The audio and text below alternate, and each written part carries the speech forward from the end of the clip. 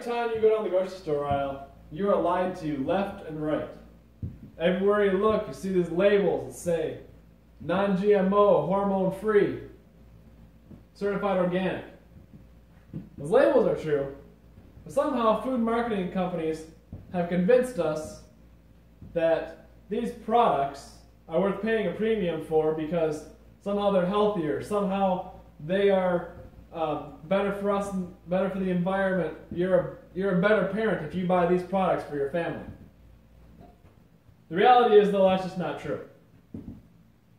Food produced with the use of genetically modified crops and food produced with added hormones, FDA approved added hormones, are safe, nutritious. And organic is just a ridiculous, that's just a whole other story. Let's start with meat. The only way we can ship meat is that if it meets the requirements that the FDA has laid out for us. That means that we must follow all withdrawals on our antibiotics. If we get caught shipping meat with antibiotics, we get fined, packing plants won't take our products anymore. We cannot sell meat with antibiotic residue still in it.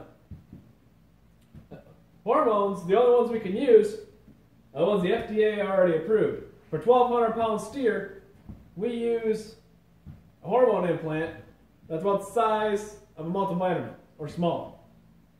All these hormones that we can use are all hormones that are already found in your body in greater amounts than what we'll put in a 1,200 pound steer. Or synthetic versions of exactly the same thing, that do exactly the same thing metabolically. So, what these hormones allow us to do is to grow meat, fewer days on feed, fewer inputs. Which means fewer greenhouse gas emissions, fewer fossil fuels. Every time we fire, fewer times firing up the tractor to make that pound of beef for you. But what do we get? With that, the only difference between beef produced with hormones, beef produced without, is 2 nanograms of estrogen. The difference in that 2 nanograms of estrogen, you take a semi-truck full of corn, you take out 2 corn kernels, that's 2 nanograms of estrogen. Versus in a pound of, if the pound of beef was the corn truck, those 2 kernels would be 2 nanograms of estrogen. There are 16 million more nanograms of estrogen in a pound of tofu than those 2 nanograms difference.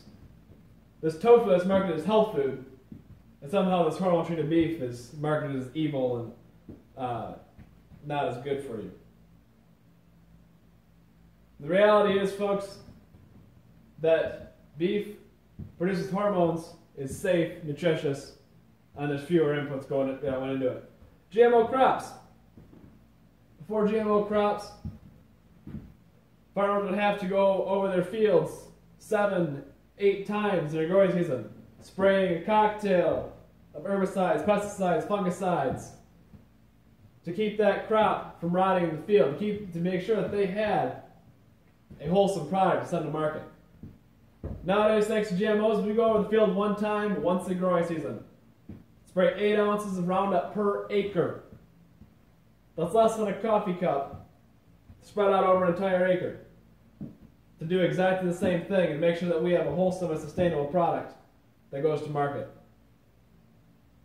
These GMO crops allow us to produce food with fewer inputs, fewer fossil fuels, fewer greenhouse gases, and be more sustainable. Somehow that's marketed. Food companies have convinced us that's evil and that, you know, we're a bad parent if we buy GMO food for our kids. Then there's certified organic. We pay a premium for certified organic food here in this country. It's a huge core niche of the market. Certified organic means no synthetic fertilizers, no synthetic pesticides, no synthetic herbicides. That means that every method of weed control and pest control is done manually. That means that organic farmer is going over his field many as 10 times in a growing season.